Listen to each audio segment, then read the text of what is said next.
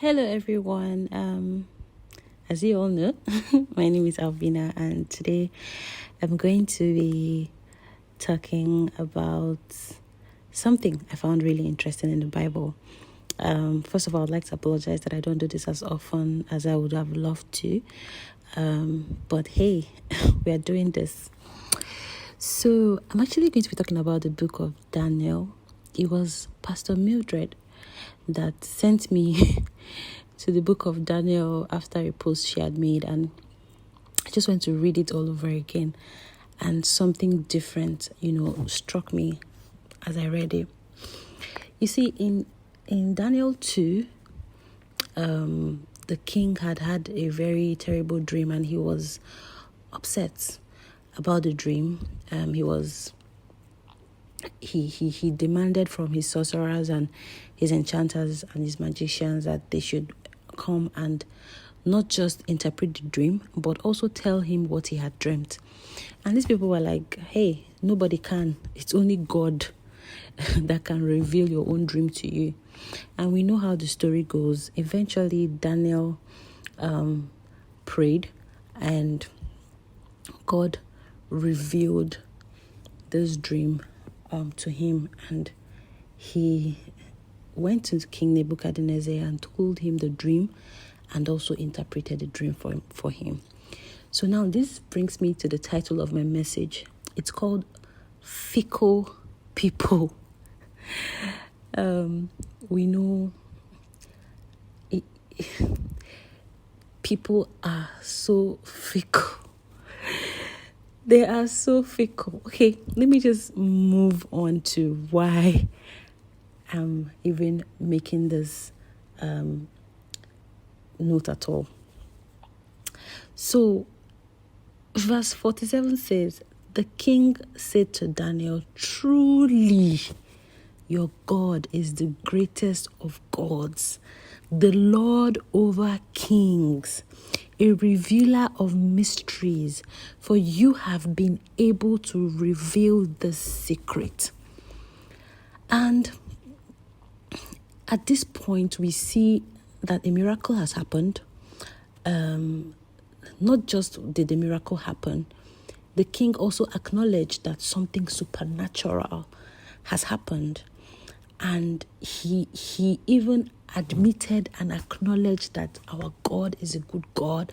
And he acknowledged that our God is a revealer of secrets. He acknowledged that our God is truly the greatest of gods. All this he actually acknowledged King Nebuchadnezzar. And you would expect that somebody who encounters such supernatural power would convert, right? Or at least try to study this God to figure out more about him and how to serve him and how to love him. You would think that. But no. 2 verses away from that, we find ourselves in Daniel 3, and the first line of Daniel 3 is, King Nebuchadnezzar made a gold statue 9 feet tall, 9 feet wide, set it upon a plain of Dura in the province of Babylon. And we all know what happened after that. He told his people to come and worship it. He told everybody to worship it. And this was someone that just few seconds ago, few minutes ago, few days ago, I don't know what space, in time, Daniel 2 and Daniel 3 was written. But however, even if it was years apart or months apart, the point is there was a realization. There was a point where he met the power of God, or he saw the possibility that the God of Daniel carried, and it didn't move him, it didn't stop him. It just shows you how fickle people are. People can actually witness your awesomeness or witness something fantastic that you've done, and it doesn't change them. People can also witness something phenomenal that your God has done in your life, or even to them directly, and it still doesn't change them. That's why we need to understand something. We shouldn't, I think as Christians, we need to really, really, really channel our energies towards serving God. And of course, we are still supposed to serve people, but our ultimate goal is to make sure that we are serving God through the way we serve people and not allow their deeds affect us.